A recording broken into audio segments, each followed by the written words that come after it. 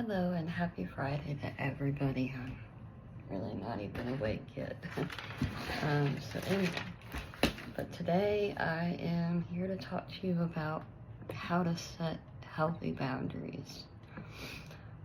So first of all, you need to identify your needs and limits. So take time to yourself. You don't always have to have an audience. Start worrying about yourself too. It's not selfish when you do. In order to take care of others, you gotta take care of yourself. I've been preached that my entire life by multiple people, but yet they never did the same for themselves either. But anyway, you gotta identify your needs, your limits. Understand what you need. Visualize your goal.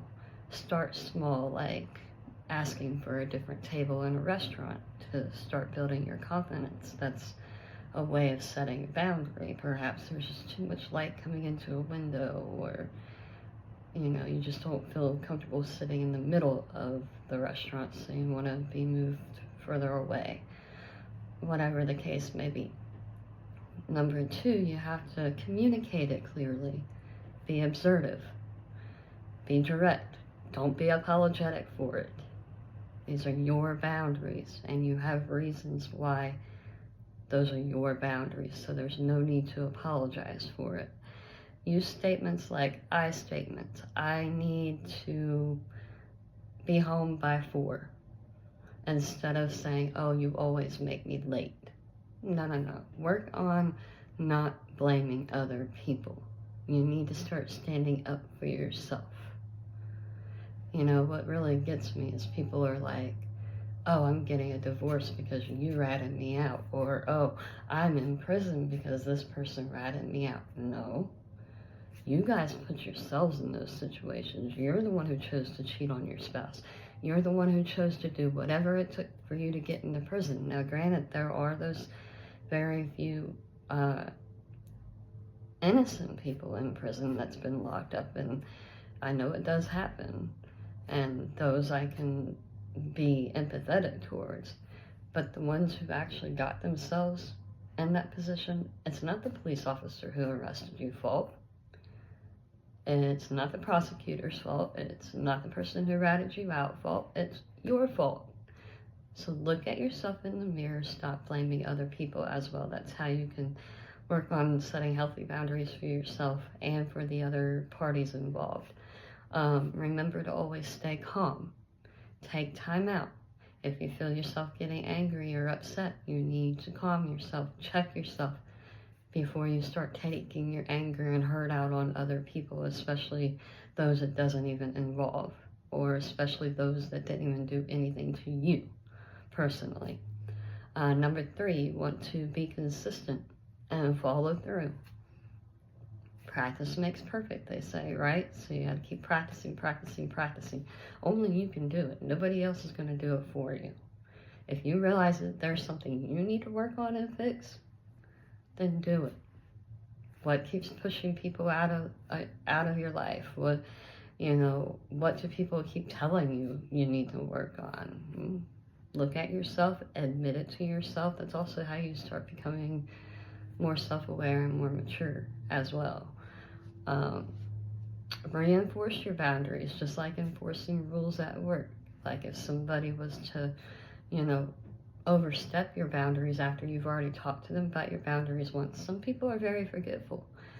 I know that most of us don't like to repeat ourselves, but sometimes we just we have to, especially when it comes to people we love who might have Alzheimer's disease, or, just very forgetful because they're getting older, or they can't hear very well. You got to take those things into consideration as well.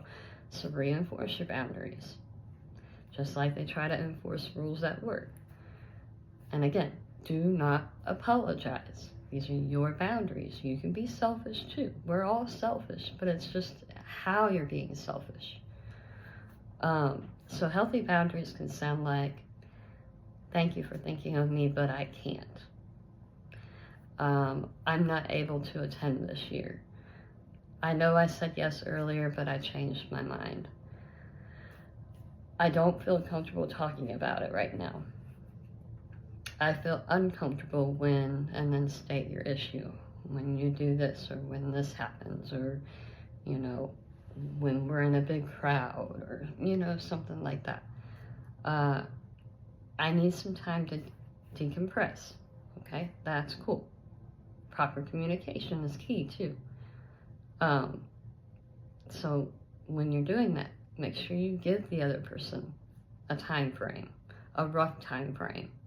That way they're not sitting in limbo. You know, it's also a whole form of respect for that person and your guys' relationship or your friendship or whatever. Just give the time frame and then follow through. Actually follow through with it. Say, I appreciate your input, but this is my decision. Those are just some ideas of what healthy boundaries can sound like. Again, remember, if you feel yourself getting angry or upset, take your time before responding. You know, I notice a lot of people, you know, somebody makes them angry right away and then they just feel the need to respond. You're gonna regret it. Like, there's gonna be some things you might say that you're gonna regret out of anger. And then eventually you're gonna wish for that person's forgiveness, and at least in my experience, unfortunately, not a whole lot of people are very forgiving anymore these days, and I really don't blame them. But, so take your time before responding. Don't blame or take your anger out on other people. Again, especially if they did absolutely nothing to you. Make sure you're checking yourself, expressing the time you need to calm down, and then talk. Because otherwise, not doing that and not following through can cause the other person to not trust you anymore. Or even worse, worry about you and then want to like blow you up because they're like, what's going on? Are you okay? Did something happen to you? Because people like me, we understand people who go through depression and have their suicidal thoughts. So yeah, we're, you know, wanting to check on you to make sure that something didn't eat you up alive to the point that you actually did something like that, or that you went out and hurt somebody else, or anything like that. So we understand that. So that's why sometimes we blow people's phones up, because it's like, at least let me know you're okay. I deserve that much, you know, at least let me know that you're okay. Remember to consider other people's feelings, because again, as some do actually care more than others, and they do take it to heart, because it's not because something's wrong with them and that there's something they need to fix.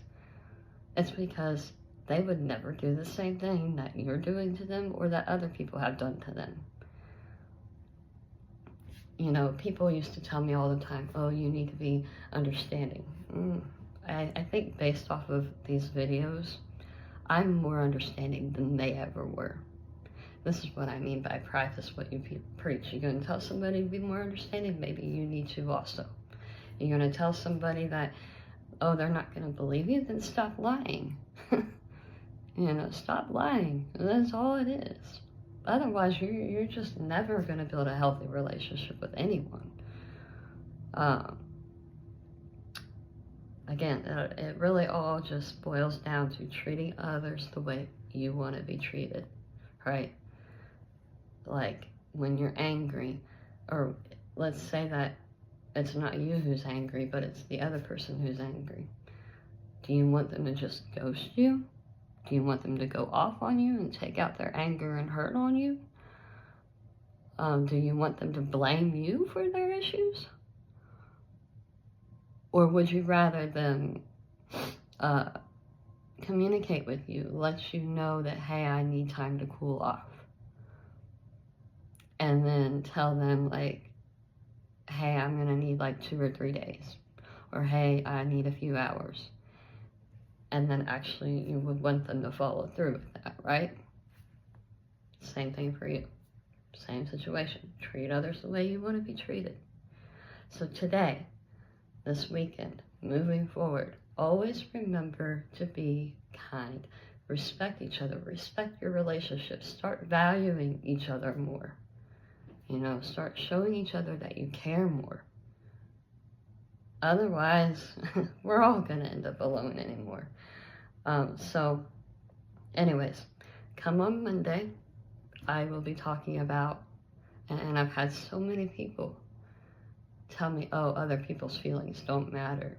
Why? Because you choose not to embrace your feelings, or you choose not to admit that you actually have feelings too. I mean, we're all human.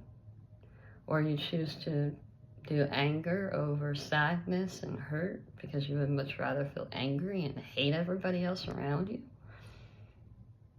Okay, that's on you. That's not on me. It's not on anybody else. So Monday, I will be talking about why other people's feelings actually do matter. So anyway, thank you for listening. Again, over the weekend, you're not going to really hear from me much, but keep an eye on my posts on my feed if you would like, my short videos I might come up with, so on and so forth. But other than that, it's a weekend break for everybody. Well, a lot of people anyway. I do know that there are those people out there who still work the weekends, like retail, security, police officers, firefighters, all that. So I envy all of you guys. I've been down that road too. If you have any comments for me, any suggestions, any topics you guys want to hear, please understand that all of this does entail towards mental health. I'm not going off of my topic, like off of the main thing. I eventually, when I get to the end and when I decide I'm done with videos, I will make sure I explain how all this ties in to mental health. So anyway, thank you again for listening. I hope you guys have a great weekend. Have a wonderful rest of your day. Stay safe out there. And always be kind. Always. All right. Take care, guys. Bye.